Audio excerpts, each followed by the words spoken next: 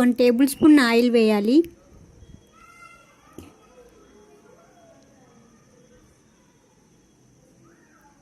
Mutton పీసెస్ని ఇలా చిన్నగా కట్ చేసి పెట్టుకోవాలి. నేను లివర్ కూడా కొంచెం తీసుకున్నాను.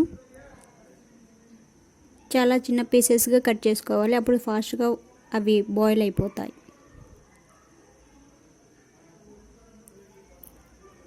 ఆయిల్ కొంచెం వేడి అయిన తర్వాత ఈ మటన్ పీసెస్ని వేసేసుకోవాలి.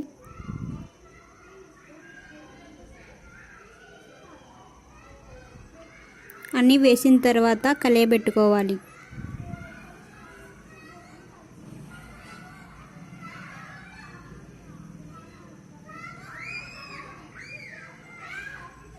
తర్వాత కొంచెం ఉప్పు, కొంచెం పసుపు వేసుకొని కలయబెట్టుకోవాలి.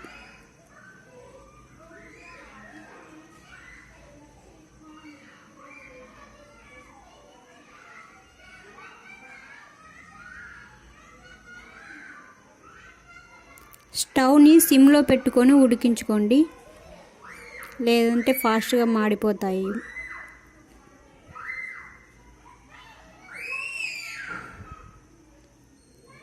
సిమ్లో పెట్టి మూత పెట్టుకోండి.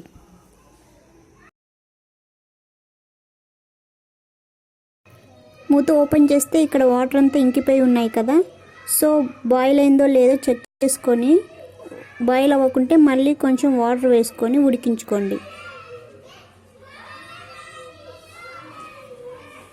కొంచెం కలయబెట్టుకొని మళ్ళీ మూత పెట్టుకొని ఉడికించుకోండి. సిమ్లోనే పెట్టుకోండి, హై ఫ్లేమ్లో పెట్టుకోవద్దు.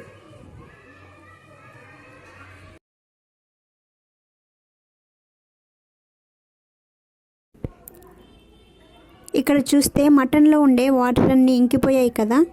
ఇప్పుడు చెక్ చేసుకోండి మటన్ ఉడికిందో లేదో. ఉడికిన తర్వాత మనం ఒక పేస్ట్ వేస్తున్నాం. ఈ పేస్ట్లో అల్లం, వెల్లుల్లి, కొబ్బరి పొడి మిక్సీ చేసి వేసాను. తర్వాత 2 టేబుల్ స్పూన్ కారం వేసుకోండి.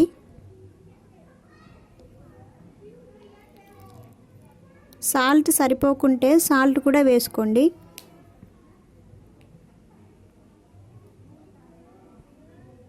అన్నీ వేసి కలియబెట్టండి. 2 మినిట్స్ తర్వాత ఈ మటన్ ఫ్రై అయిన తర్వాత లాస్ట్లో కొంచెం కొత్తిమీర కలుపుకోండి. మీకు మసాలా ఎక్కువ కావాలి అనిపిస్తే కొంచెం గరం మసాలా కూడా కలుపుకోండి.